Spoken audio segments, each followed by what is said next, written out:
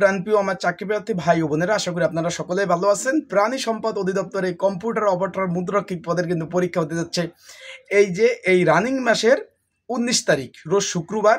যেহেতু আজকে বৃহস্পতিবার, কালকে শুক্রবার, পরের শুক্রবারে কিন্তু এই পরীক্ষাটা অনুষ্ঠিত হবে। আগামীকাল থেকে আপনারা এডমিট কার্ড ডাউনলোড করতে পারবেন। এখনও SMS পান নাই। আগামীকাল SMS যদি পেয়ে থাকেন তাও ডাউনলোড করতে পারবেন না। আগামীকাল দুপুর 12:30 থেকে আপনারা এই যে কম্পিউটার অপারেটর মুদ্রাক্ষিক 16 নাম্বার গ্রেডের এটার কিন্তু এডমিট কার্ড আপনারা বের করতে পারবেন। এইটা নিয়োগ দিছিল কিন্তু আপনার যেহেতু 600+ পদ ছিল, এর মধ্যে সব থেকে কিন্তু এই পদটি বড় ছিল। 461 পদ আপনার কম্পিউটার অপারেটর মুদ্রাক্ষিক। এখন এই পদের পরীক্ষা আসলে MCQ হবে না লিখিত হবে, সেই বিষয়ে কিন্তু আপনারা জানতে চেয়েছেন।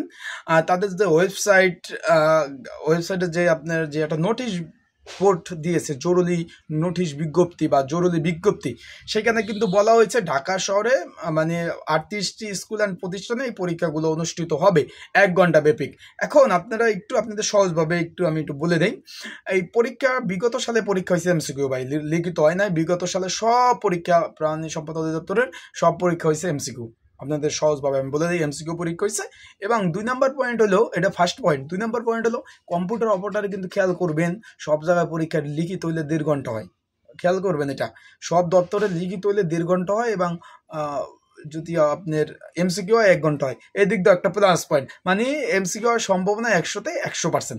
এখন এই MCQ পদের জন্য কিন্তু একটা সাজেশন তৈরি করছি। আপনার স্ক্রিনের উপর যে হোয়াটসঅ্যাপ নাম্বারটা দেখতেছেন, বাংলা লিঙ্ক হোয়াটসঅ্যাপ নাম্বার, যাদের সাজেশনটা প্রয়োজন হবে অবশ্যই স্ক্রিনের উপর হোয়াটসঅ্যাপ নাম্বারে আপনারা যোগাযোগ করবেন। হোয়াটসঅ্যাপে যোগাযোগ করে সরাসরি মেসেজ করতে পারেন, সরাসরি ফোন দিতে পারেন, কল ব্যাক করতে পারেন। কল দিয়ে আপনারা কিন্তু এই যে কমন উপযোগী স্পেশাল সাজেশনটা নিতে পারেন। আপনারা আর সাবস্ক্রাইব যদি না করে থাকেন আমার ইউটিউব চ্যানেলটা সাবস্ক্রাইব করে রাখেন, ফেসবুক পেজ থেকে ভিডিও দেখলে ফলো করে রাখেন।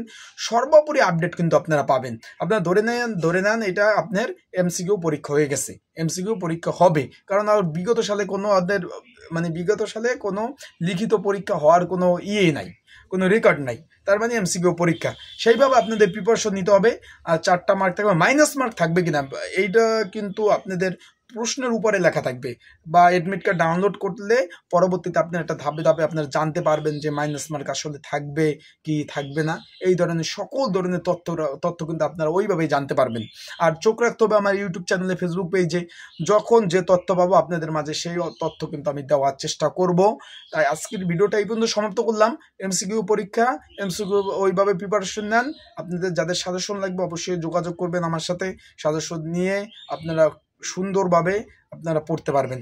তাই সবাই ভালো থাকুন, সুস্থ থাকুন, চোখ রাখুন আমার ইউটিউব চ্যানেলে, ফেসবুক পেজে। আর আপনাদের যে কোনো চাকরির বিষয় যদি কোনো তথ্য জানার প্রয়োজন হয় অবশ্যই কমেন্টস বক্সে কমেন্টস করবেন। আমার হোয়াটসঅ্যাপ নাম্বার আছে, যোগাযোগ করবেন। আমি যতটুকু জানি বা জেনে আপনাদের সেই পরিমাণ তথ্য দেওয়ার কিন্তু চেষ্টা করব।